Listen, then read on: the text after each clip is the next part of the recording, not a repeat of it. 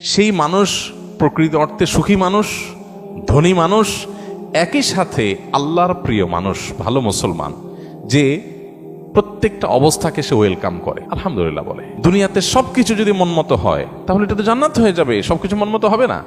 অনেকে দেখবেন অমুকে আমার সাথে এটা কিভাবে করলো, কিভাবে এটা বলতে পারলো, এই কথাটা সে কেমনে বলতে পারলো, আমি মেলাতে পারতেছি না। আমি কেন, এটা আশ্চর্যের কি আছে? চামড়ার ঠোঁট দিয়ে সবই বলা যায়, বলছে, বোঝেন, এটা তো আমি আশা করি না। তা আপনি যা আশা করবেন সব মন মতোই যদি হয়, এটা তো জান্নাত হয়ে যাবে। আপনার আশার বিপরীত কিছু হবে দেখেই তো দুনিয়া। না না, সে কিভাবে এটা আমারে বলতে পারলো, আমার মাথায় ধরতেছে না, কেমনে এটা বলতে পারলো। আরে কেমনে বলতে পারলো, আমি তো বলতে পারবো আপনাকে, কোনো ব্যাপার না তো। সবকিছুকে ইজিলি নেওয়া, এটা হলো মানুষের দুঃখ দুর্দশা দূরের প্রধান মাধ্যম, প্রধান উপায়। কোন প্রকার বিপদ আপদ হলে আমরা ধৈর্য ধারণ করতে পারি না। ভাই, সবরটা কখন করবেন? তাহলে আপনার মনের বিরুদ্ধে হবে, চাওয়ার বিরুদ্ধে হবে, আশা যা করছেন তার উল্টাটা হবে।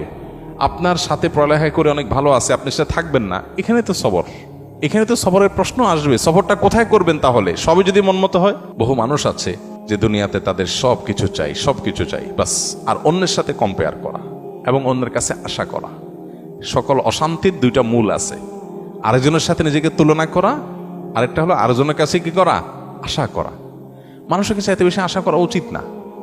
স্বামী হোক, স্ত্রী হোক, ননদ হোক, দেবর হোক, শ্বশুর হোক, শ্বশুর বাড়ি হোক, এমনকি বন্ধু বান্ধব হোক, আপনার স্ত্রী, তিনি হয়তো রান্না বাড়া ভালো পারেন না, আপনার মনে দুঃখ, কিন্তু তার চরিত্রটা ভালো। আরেকজনের বউ রান্নাটা মাশাআল্লাহ একের, কিন্তু চরিত্রটা 2 নম্বর। আপনার বউয়ের চরিত্রটাও ভালো, রান্নাটাও ভালো, হয়তো চেহারা ছবি ভালো না। আরেকজনের বউর চেহারা ছবি অনেক সুন্দর, কিন্তু বড় বড় রোগ সে বহন করে বেড়াচ্ছে, লাখ লাখ টাকা যাচ্ছে, তার বাঁচা মরা মানে একটা ধোঁয়াশার মধ্যে আছে। আল্লাহ তাআলা আপনার স্ত্রীকে সুস্থ রেখেছেন। একইভাবে মেয়েরা যদি পুরুষদের দিকে তাকায় দেখেন, আমার স্বামীটা অমানুষ, সে একটা ফোন করে না, একটা মেসেজ দেয় না, একটা খোঁজ খবর নেয় না, আমি মনটা খারাপ করে বসে আছি। আরে ভাই, আপনার স্বামীটা নেশাখোর? কোনো নেশা করে না, আলহামদুলিল্লাহ করেন। অনেকের স্বামী নেশাখোর, স্বামী অনেক খোঁজ খবর নেয়, অনেক কেয়ারি, কিন্তু নেশাখোর। আবার অনেকের স্বামী সব দিক থেকে ভালো আছে, কিন্তু তার ক্যান্সার 4th স্টেজ হয়ে গেছে, যে কোনো মুহূর্তে মারা যাবে। আল্লাহ আপনার স্বামীকে সুস্থ রেখেছেন। আপনার স্বামীর খুব বেশি উপার্জন নাই, আলহামদুলিল্লাহ, উপার্জন নাই, কিন্তু আল্লাহ তাআলা অনেক দিক থেকে তাকে ভালো রেখেছেন, অ্যাডভান্টেজ আছে। একজন ইমানদার, সে সবসময় পজিটিভ জিনিসগুলো দেখবে।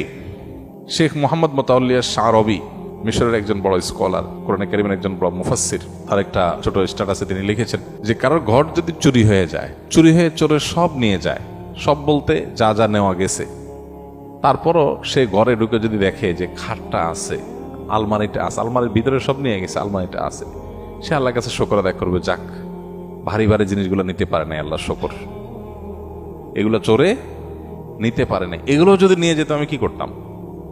যাক, আলহামদুলিল্লাহ, চোরে নিচে দেখে কিছু গেছে, কিছু আছে, যদি আগুন লেগে পুড়ে যেত তো সব ছাই হয়ে যেত।